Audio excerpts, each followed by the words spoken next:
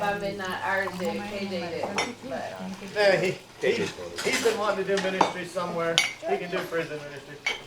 So here's Kuchuetachi. Okay. We can get there. Right. We can just do that. Well, the powers that be are the ones that decide these things. I'm just your guide. You guys decide what we do. Well, it makes sense to not come back to. Kuchuetachi. Yes. Okay. Well, if that's the case, then we need to take the disco.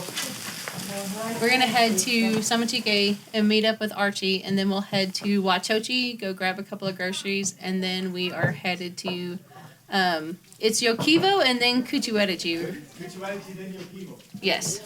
So they'll do there'll be a little clinic that they'll do in Kuchuetachi, where they'll let there's a little school there with 2 teachers, and then there's a bunch of villages around, and so they'll come in, and then it looks like we'll stay there tonight, and then we'll hike out and go to a village for Archie to do a medical clinic, and then we'll come back in to Kuchuetachi, and then leave the next day for another village. So we're leaving, not coming back. Yep. As in, adios, amigos. Hey, do you have a hat? No. Good. We need a hat.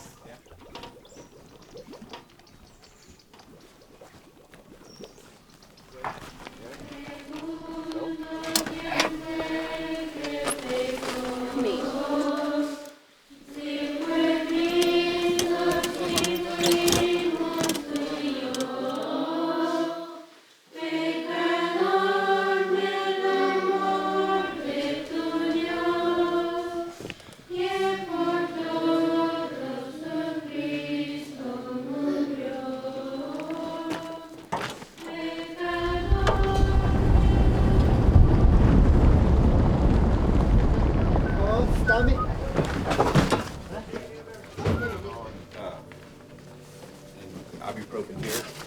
No.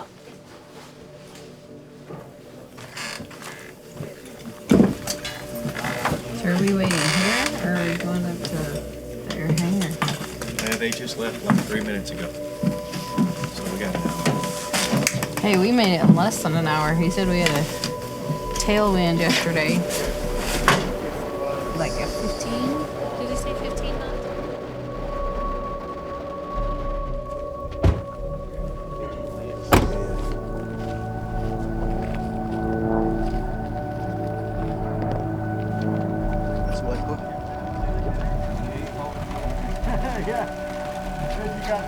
You got a first partial fix first. That's it. You want it? Yeah.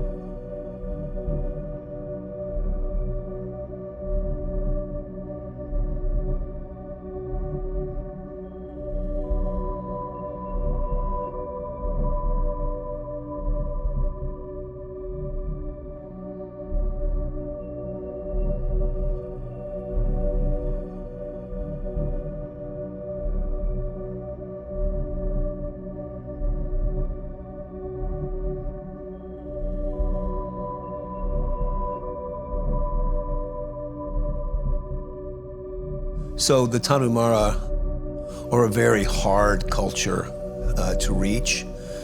There's lots of trust issues with government and church from the past.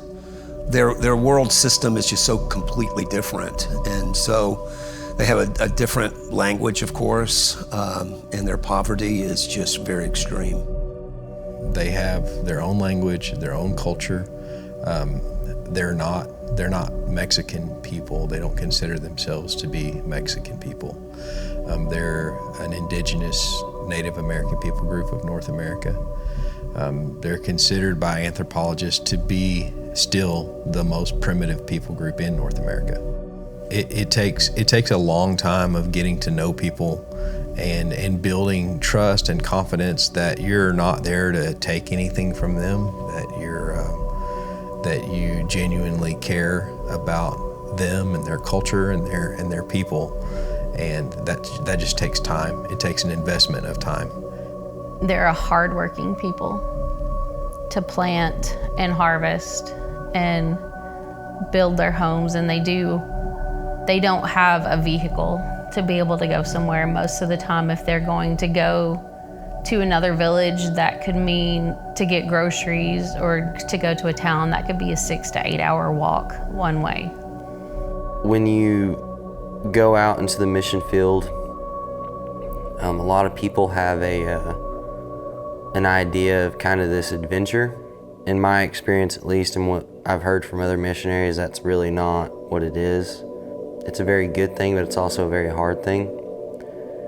You step out of your comfort zone and step into a culture and a people and a lifestyle that's completely different from yours, and you're the weird person. You're the one that's different.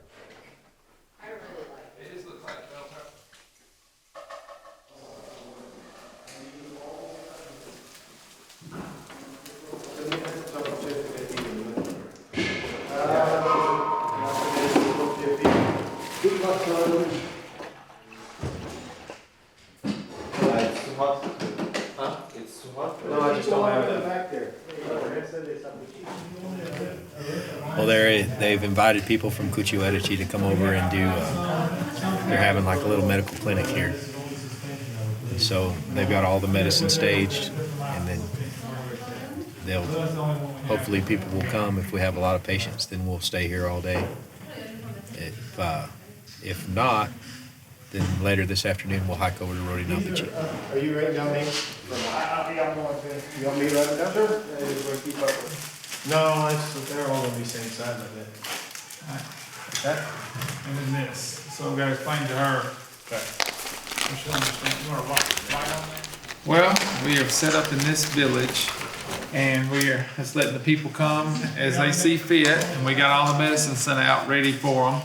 I haven't been here in a year, so they don't have any regular medical care. They, just like clean water, antibiotics, vaccines, nutrition is vital as well, because are they getting enough vitamins? Probably not in a diet of corn every day.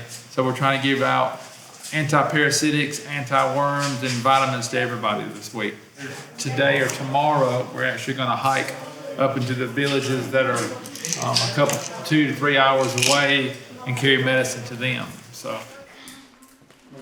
it's hard to put into words, being able to come back to a place and see someone that you've given some medicine to and they've improved. It's this joy inside me that I've given something to them to make them happy, because they have little to nothing, compared to what we have in the States. We have everything. We lack for nothing. We get upset if the air conditioner's not working. They've never felt an air conditioner.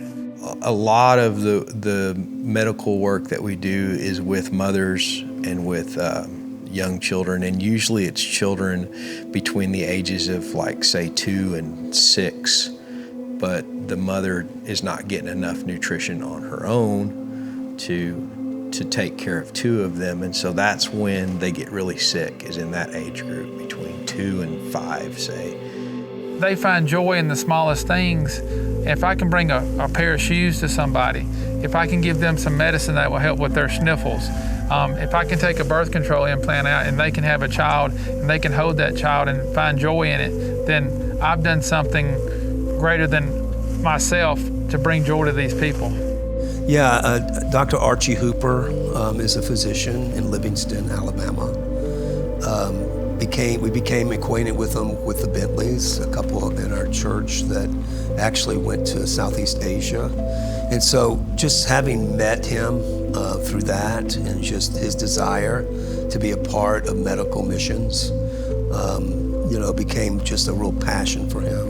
And so I mean, here's a man that is just really committed to using the skill set that meets a real need for people. And so Dr. Archie, this was his second trip to go, and he's not afraid to get out and hike into the most rural places, and doesn't matter how far or how difficult, he'll go and treat people and love people. We're getting close. They'll maybe treat the baby. Oh, she's got sores all over. I don't know. None of the children have if it's scabies, it'd have to be the whole crowd. Yeah, everybody would. It's highly contagious. So is impetigo. Yeah. Go look at it. It's okay? Yeah. Okay. Good. Just don't be aggressive. Did she say it itches? Yeah. Itch? It's definitely infected. I mean, you can see it. Her legs have it. Her back looks more like impetigo. Scabies. But Yeah. her chest, she's got a few little dots, but not the infection like that. Yeah, it's some type of infection.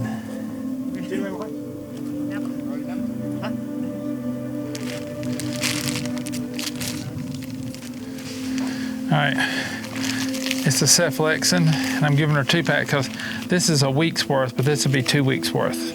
Take it with breakfast, lunch, and dinner, or 3 times a day. 1 pill. Yeah, 1 pill, and take every one of those green ones. This is a vitamin that I help with her breast milk once a day, and then she's got some ointment she can put on the worst spots.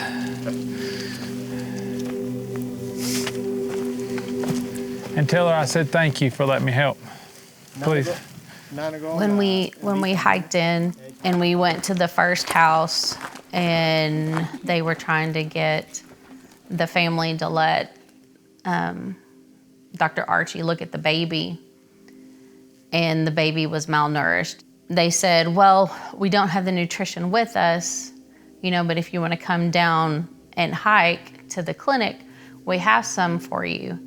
And he said, no, if you want him to have it, you can bring it back up here. And it bothered me. I was like, why would you not want to go get something to help take care of your child? Inability to get to care, they suffer and they struggle. They really don't have access. They have a high infant mortality rate. Mothers die in pregnancy due to things that should be able to be addressed. Like this last one went to a place that none of us have ever been before. It's just very remote. I think it was like a 12-hour hike, something like that, which is a long time to get to a place. And this is why they're in trouble. This is why they're unreached. This is why, they have the problems they have. It just takes a long, long time to get to them. You got to go by foot.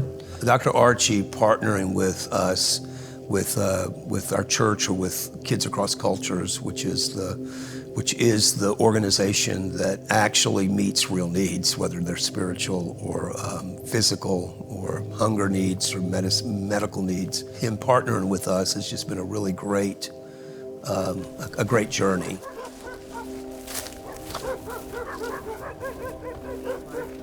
Take them on.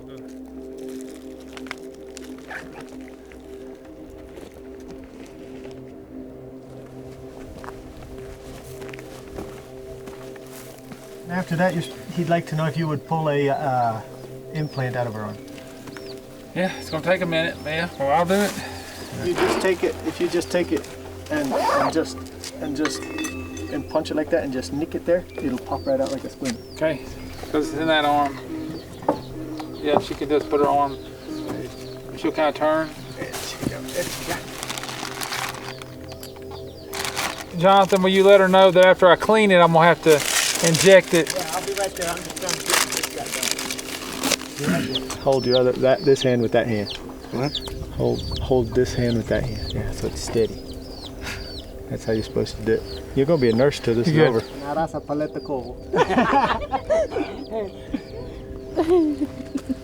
I use Lidocaine with Effie, so she hopefully won't bleed as much.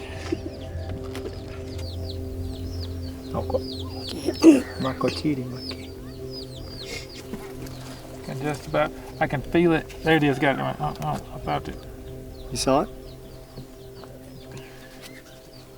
There it is again. You got it, bro. You got it. So if a Tarahumara lady has a baby in a hospital, or if Mexican doctors think that they have had too many children, they put in a birth control device that keeps them from having babies. So the problem with them like doing it in the hospitals, they don't trust them, and so then they don't want to go into a hospital to try and have a baby because they don't want that put in them. And so most of the time they'll go out into the woods or whatever and have a baby on their own. And so sometimes it's a 50% death rate for the mom or the baby doing it that way. So The government, when they have a clinic, these ladies will come and they will inject these implanon, these birth control implants. There's little plastic rods that secrete birth control that suppresses their ovulation so they can't get pregnant. And they're put into their arms against, they don't want them, but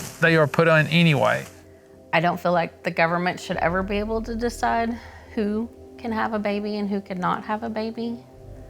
So I understand why they don't trust people that come in, because they have been, I guess for a better word, bullied, by the government or by other people to force them to do things that they don't want to do. So that's one of the things. I think Dr. Archie pulled out 11 contraceptive devices while we were there, and I think he would have loved to have pulled out 10 more if we'd had the opportunity. What I found with Archie in a real short time is his love for people. God has given him a gift of being able to really be an excellent doctor, and he doesn't just use that gift here in the States. He travels the world sharing the gift that God's given him with people that don't have access to medical care. I'll leave the other ones with him, but I'm gonna bring back the other ones later with the molds in them, with the custom molding. So when he walks, if he walks now with the mold not in it, they're just gonna bend up. But the mold is gonna be inside here, so it fits better. Okay. So I came last year, and he asked me to bring him back some shoes. So I found someone in Tuscaloosa, Alabama, and he donated the shoes, this foam. So what we're gonna do is we're gonna see what shoe fits in the best. We're gonna take a mold of his foot, several different molds, and from this foam molds, he's gonna do a custom orthotic insert. So when we bring him back the next time, so when he walks, that mold will be on the end of the shoe so it won't just bend up. So, but we're gonna leave what we don't take back so he can have something to put on his feet for the time being. Let it go.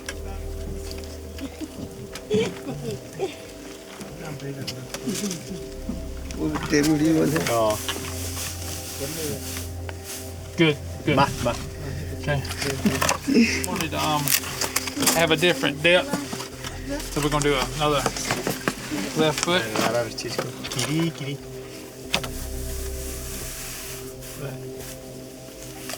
Good. What we'll do, I think we can get both feet.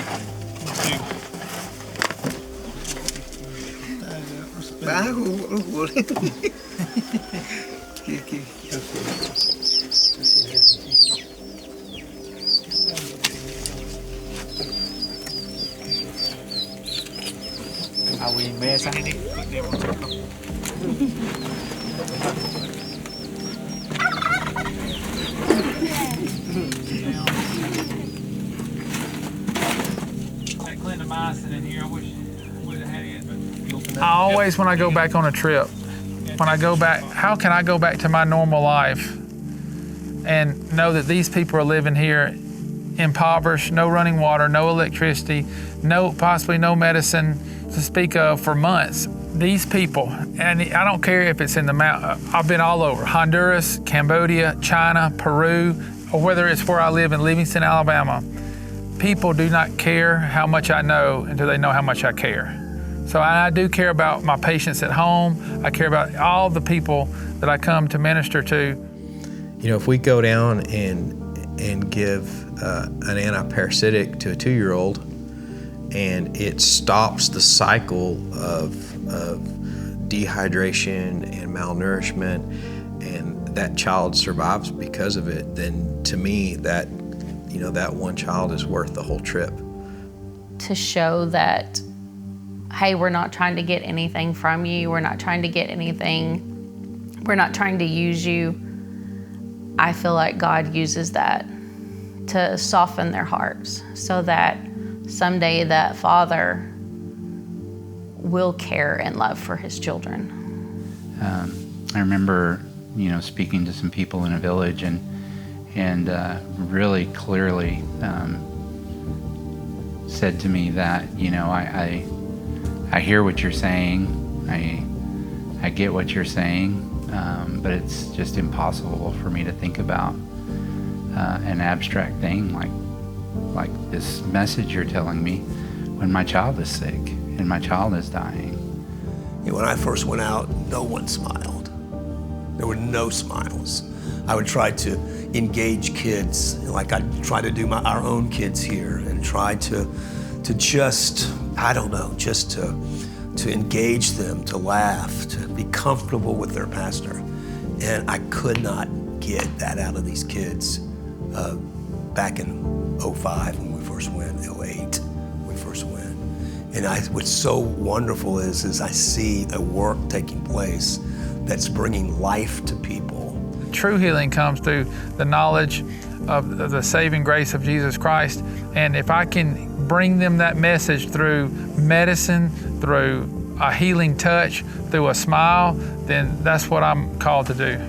I don't think that our Christian life and what God calls us to is just inside of a church building. Because some of the people that need to see Jesus are never going to walk inside of a building. But we gather in these walls and we sing our praises and we speak to one another in life and love, and we listen to the preacher preach, and then we go home. And a lot of times we forget what we've even heard. But when I think about beyond these walls, I think about this chapel that was built in 1959. Here's this little community called Cottonwood. But to see that these folks, in their correspondence and letters, could see that they wanted God to do something significant, not only in the church, which is not the building, the walls, but in the life of people that would make some kind of impact. And I don't think you can make an impact by just coming and gathering. You have to scatter. You have to go back to your places to share life, to establish relationships. We're not called to that which is easy, but we're called to that which is worthy. And the places that we go, they're not always safe. As you found out, they're not easy to get to. And so they may not be safe, they may not be comfortable, they may not be easy, but they're definitely worth it. I guess my heart as a pastor is to show the people that church is not always what people think it is, who never go, who get a bad taste in their mouth because of a TV evangelist who's always looking for money. It is a conviction by which we are inviting our friends, our community to find life together. And sometimes that life together will compel you across the ocean to a place, or across that border to be the church beyond the walls.